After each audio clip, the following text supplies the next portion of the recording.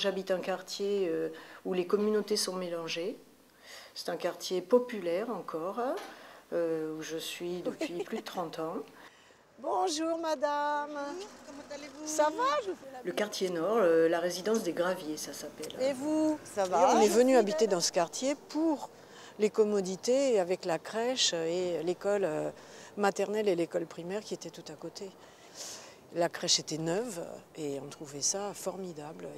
Notre quartier est un quartier qui n'est pas très, si je dis poétique, ça a l'air un peu bizarre, mais enfin pas très, rien de particulièrement beau, mais que bon, nous avons acheté un appartement dans ce quartier parce que c'était commode pour nous. C'est ce qui explique aussi que nous y restions. Enfin, c'est surtout pour être près de nos enfants. Ils trouvent que c'est très dégradé. D'ailleurs, bon, ils regrettent que nous soyons restés dans le quartier où nous habitons. Nous sommes restés pour des raisons professionnelles d'abord. Et maintenant, nous restons pour des raisons familiales.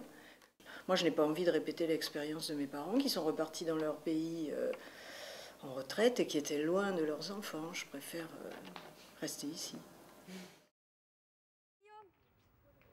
Viens.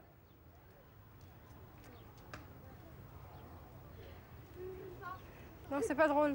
Tu restes en bas de la maison. Mais attends. Non, tu n'as pas le droit de jouer ici. Avant, j'avais fait des films pour le système éducatif, mais ça a été mon premier film personnel. Ouais, ouais. Oui, non, ça me tenait à cœur, cette histoire, évidemment. Et puis, j'avais l'impression aussi de parler un peu de ce que je connaissais, quoi. T'as les clés toujours?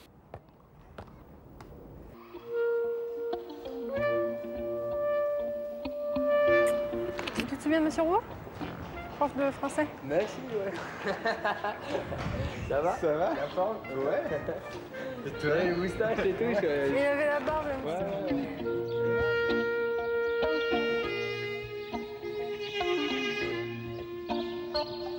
Le collège Roland-Garros de Villeneuve-Saint-Georges, dans la banlieue parisienne, au milieu des cités du quartier nord.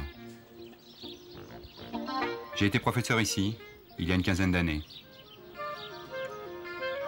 J'ai gardé en tête, bien entendu, des visages d'élèves, des noms parfois, le souvenir d'un regard ou d'un autre.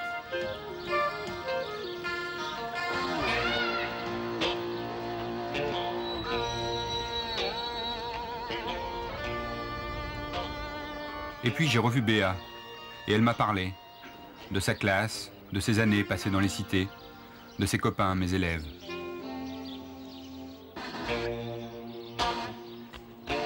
On me disait que la banlieue dévore ses enfants.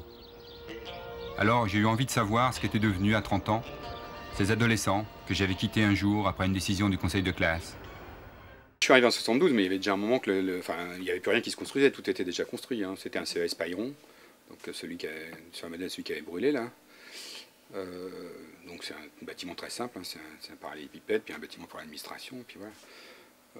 Et toutes les cités étaient déjà en place, mais c'est les cités de la construction ultra rapide dans des années 60 où il fallait loger à toute vitesse et où les gens étaient contents d'avoir tout d'un coup l'eau courante, la salle de bain, etc. Enfin, bon, tous les témoignages vont dans le même sens. Les gens étaient très contents de quitter les bidonvilles ou de quitter les bâtiments insalubres pour avoir un peu de confort moderne comme tout le monde, quoi. Donc à l'époque, c'était pas l'idée des cages à lapins dans lesquelles on enferme des gens. Bon. C'est pour ça que c'est difficile toujours de réécrire l'histoire avec le regard d'aujourd'hui, quoi. Et c'est aussi pourquoi, quand on casse des tours aujourd'hui, on voit les gens pleurer. Bah oui, parce que c'est leur enfance, c'est leur vie. Même si c'était difficile, si une fois qu'on a vécu quelque part, on en est marqué à jamais. Enfin, c'est les racines, c'est là d'où on vient. Bon. Quand on est gamin, on se fabrique sa poésie, son univers avec ce qu'on a. C'est après qu'on se rend compte qu'on a morflé.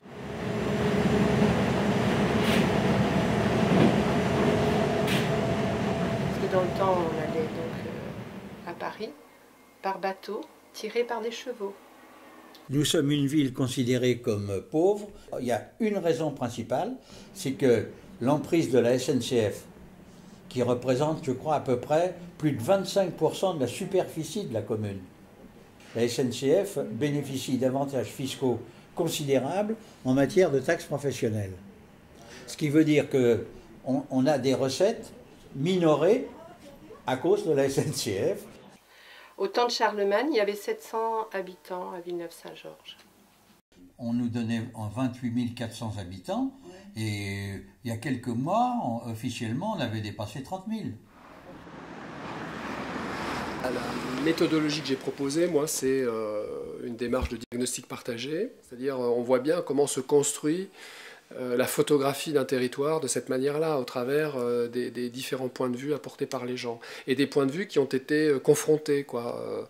C'est-à-dire, c'est pas la parole d'une personne, ce sont des paroles qui ont été mises en débat, confrontées. Ça a d'ailleurs fait l'objet d'une réunion publique, de restitution de tout ça, de manière à finalement poser la question aux personnes, est-ce que vous reconnaissez sur la photo qu'on a fabriquée avec tous vos témoignages? Et il y a eu des débats très très animés entre ces gens-là, c'est-à-dire la population qui fait Villeneuve-Saint-Georges, les institutionnels, les politiques.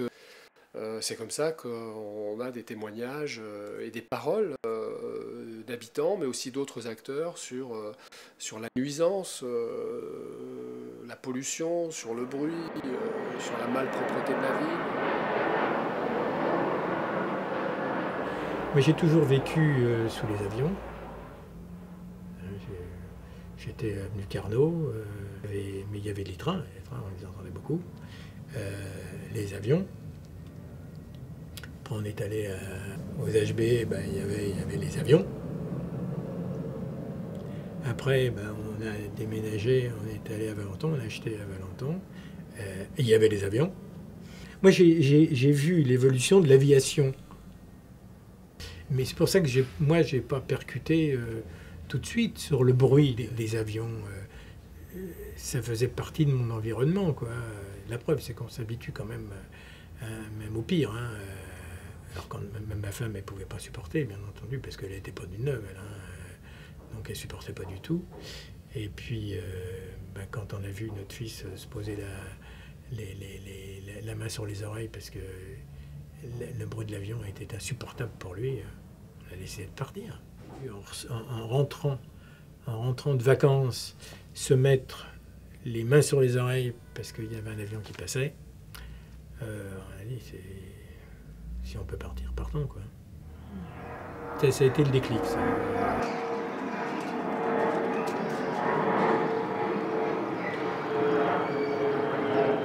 Mais ça a été uniquement, pour moi, la seule... parce que je m'y plaisais, moi, Villeneuve, c'était ma ville. Hein, moi, c'était... je vous dis, depuis j'avais 2 ou 3 mois quand j'y suis venu. Moi, j'avais tous mes copains. Mais j'ai conservé beaucoup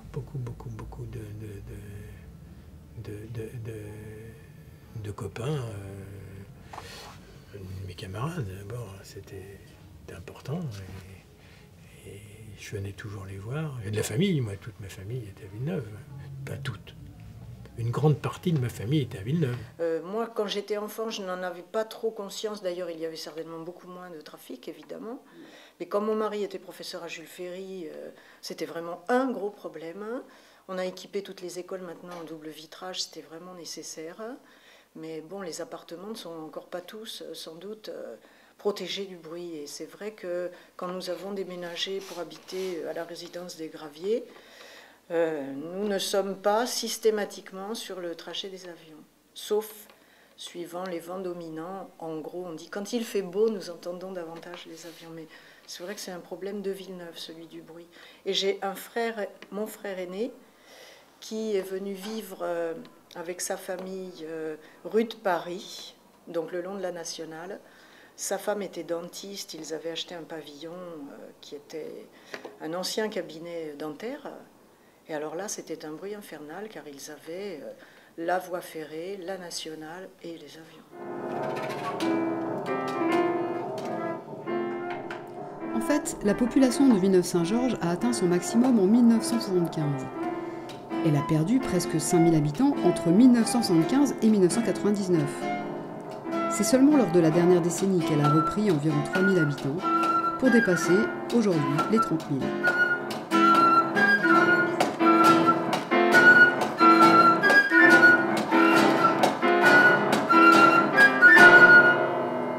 Quand je viens chez le dentiste, enfin, ou autre, qui habite encore par là, et que je vois le vieux Villeneuve, je suis un peu triste parce que, ça n'est pas par nostalgie, parce que je n'y retrouve rien, mais c'est parce que je ne me sens plus du tout chez moi. Je n'ai absolument pas de, comment dire, de rejet des gens qui viennent de l'extérieur. Ma mère est d'origine espagnole, mais le vieux Villeneuve s'est transformé, j'allais dire, en... Il n'y a que des magasins, que des restaurants qui proposent de la nourriture, peut-être exotique, bon marché en tout cas, et des bazars. Sans doute ça correspond à des besoins d'une population qui s'est installée maintenant dans ce quartier-là.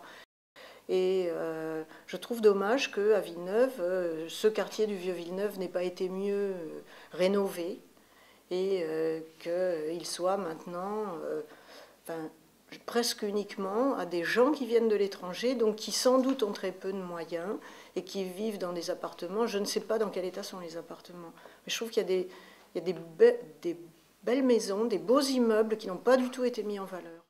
Ce qu'il en est ressorti de tout ça, c'est un gros déficit de mixité sociale, parce qu'on peut toujours dire ce qu'on peut parfois entendre de la part des élus locaux, mais il y a de multiples cultures sur le territoire, et donc c'est très riche, c'est pas vrai.